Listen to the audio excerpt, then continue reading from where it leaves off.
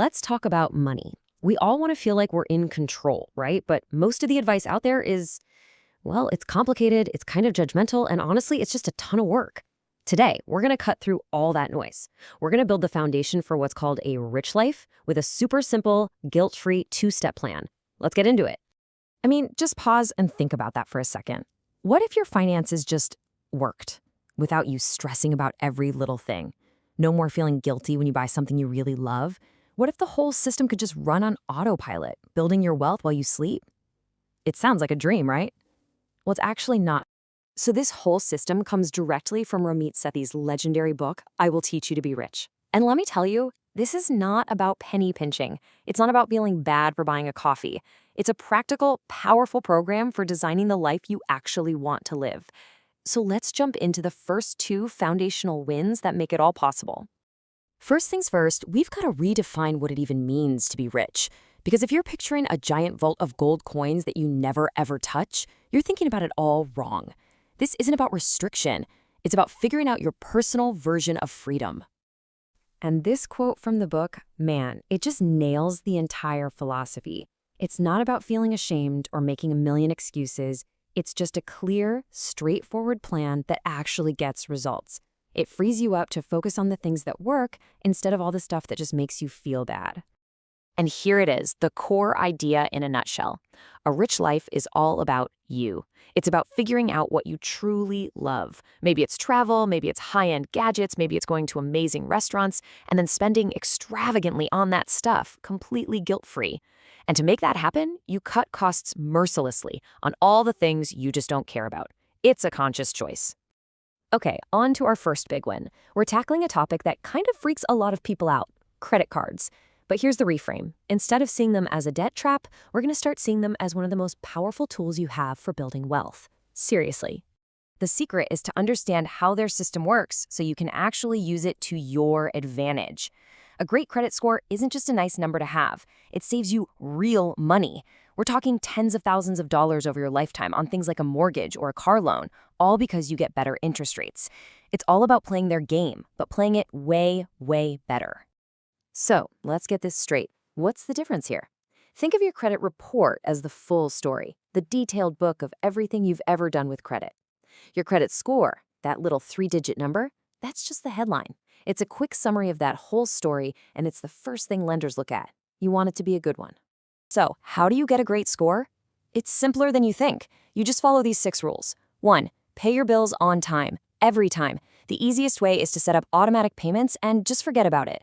2. Call your card company and ask them to waive annual fees. You'd be shocked how often they just do it. 3 is a part of 1. Automate everything.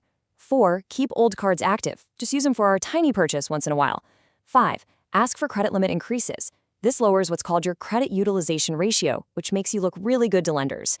And 6, of course, use your rewards. That's free money.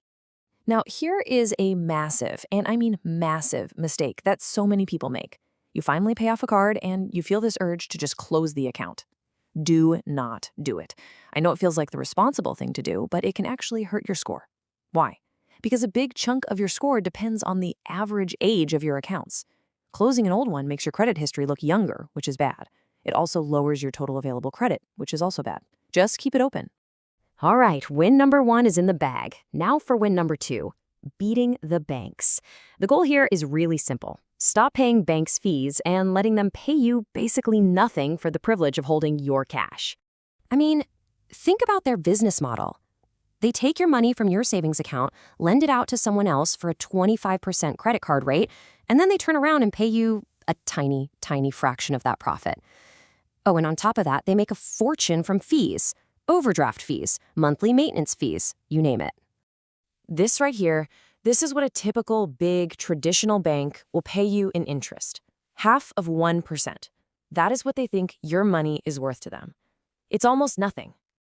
And now look at this. This is a pretty common interest rate for a high-yield savings account, usually from an online-only bank. Because they don't have to pay for all those physical branches, they can pass the savings to you. That is literally 10 times more money you could be earning just by picking the right account. It is an absolute no-brainer. But you have to watch out, because the big banks have all these little marketing traps. They'll hook you with a great teaser rate that vanishes after 3 months. They'll require you to keep a minimum balance or they'll charge you a fee. They'll try to tell you that truly no-fee accounts don't even exist. It's all just noise. Your job is to find a simple, truly no-fee, high-yield account and ignore the rest.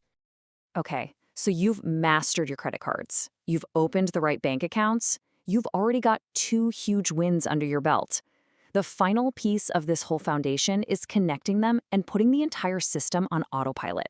This is where the real magic happens. So what is financial automation?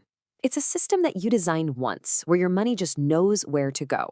Your paycheck comes in and boom, your credit card bill gets paid in full, automatically. Boom, a chunk of money flies over to your high-yield savings. And eventually, boom, money goes to your investment accounts. You are building wealth in the background effortlessly while you focus on actually living. And that's it. By mastering just these first 2 steps, credit and banking, and then putting it all on autopilot, you've built an incredibly strong financial foundation. The hard part is over.